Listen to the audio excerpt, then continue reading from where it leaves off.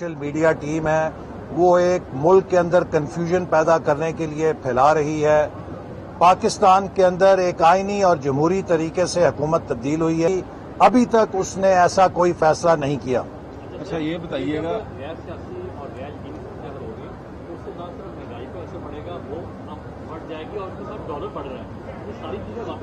جی دیکھیے یہ سب جو اس وقت بے یقینی پھیلائی جا رہی ہے اس کو آپ پچھلے 4 سال کا تسلسل کہہ سکتے ہیں.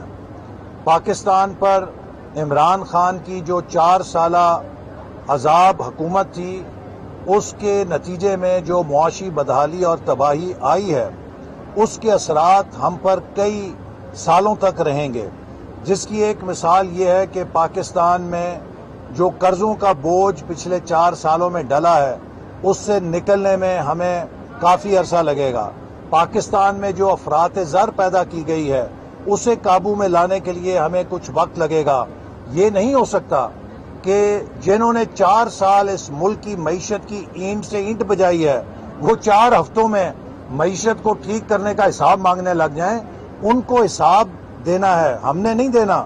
حساب عمران نیازی صاحب اور ان کے نالائق وزیروں نے دینا ہے کہ انہوں نے ملک کے اندر گیس کا بحران کیوں پیدا کیا, انہوں نے پاکستان کے اندر معاشی ابتری کیوں کی. میں آپ کو چند مثالیں دینا چاہتا ہوں.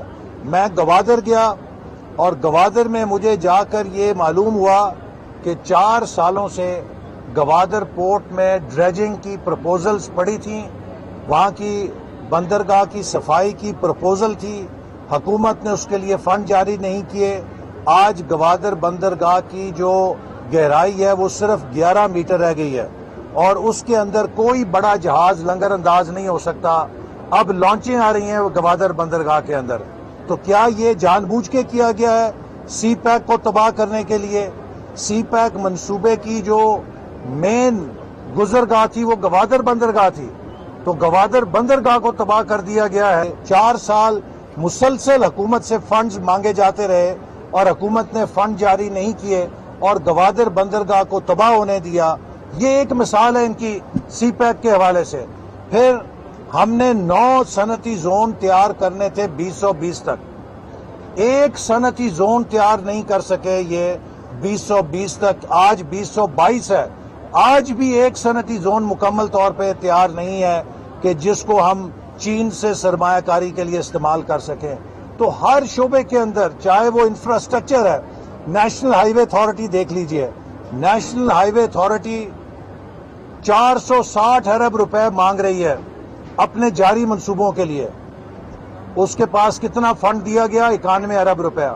آپ مجھے بتائیں 460 ارب کے منصوبے جو جاری منصوبے تھے, جب ان کے لیے 91 ارب روپے دیے جائیں گے تو وہ کیا سفید ہاتھی نہیں بنیں گے؟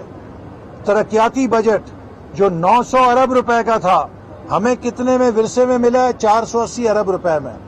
50% ترقیاتی بجٹ کاٹ گئے ہیں.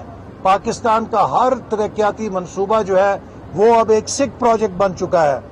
یہ وہ تباہی ہیں جس کے لیے عمران نیازی کو جواب دینا ہے اور لوگوں کے سامنے جا کے نیا پاکستان کا فلم ختم ہوئی ہے تو اب ایک بدنی آزادی پاکستان کی فلم شروع کر دی ہے. میں اعلان کرنا چاہتا ہوں, وہ ملک جو ایٹمی صلاحیت رکھتا ہے, وہ ملک جس کے پاس ایٹم بم کی طاقت ہے, وہ غلام نہیں ہو سکتا. اس کی خود مختاری پہ کوئی میلی نگاہ نہیں ڈال سکتا.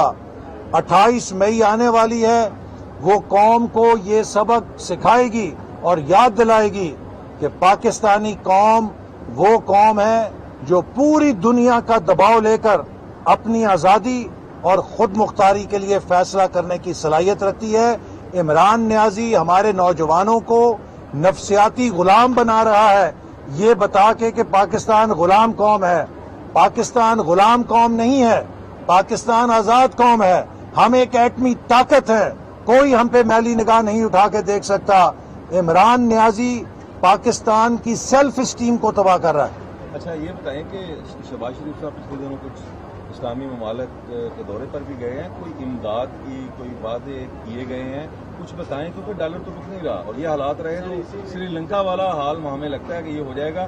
کہ حکومت جب سے آئی ہے ایک بھی سٹیٹمنٹ نہیں آئی جی. کہ ڈالر روکنے کے لیے ہم یہ دیکھیے کریں اس گے. وقت جو ڈالر کی صورتحال ہے، جیسے آپ نے کہا کہ اس کا ایک حد تک تعلق بے یقینی جو ہے اس کے ساتھ ہے، اور دوسرا اس کا تعلق جو ہے وہ پاکستان کے جو IMF کے ساتھ مذاکرات ہیں ان سے بھی جڑا ہوا ہے. اور ہمارا جو ڈائلما ہے وہ یہ ہے کہ حکومت IMF کے ساتھ ایک ایسا معاہدہ کر گئی ہے جو عوام دشمن بھی ہے، جو غریب دشمن بھی ہے، لیکن اس کے اوپر حکومت کے دستخط ہیں، اور IMF یہ نہیں دیکھتا کہ حکومت کس کی ہے، وہ حکومت پاکستان کو دیکھتا ہے. تو لہٰذا ہم ایک ایسے معاہدے کے ہوتے ہوئے کہ جو عوام کے خلاف تھا، کوشش کر رہے ہیں کہ عوام کے لیے زیادہ سے زیادہ ریلیف حاصل کر سکیں. اسی لیے ہم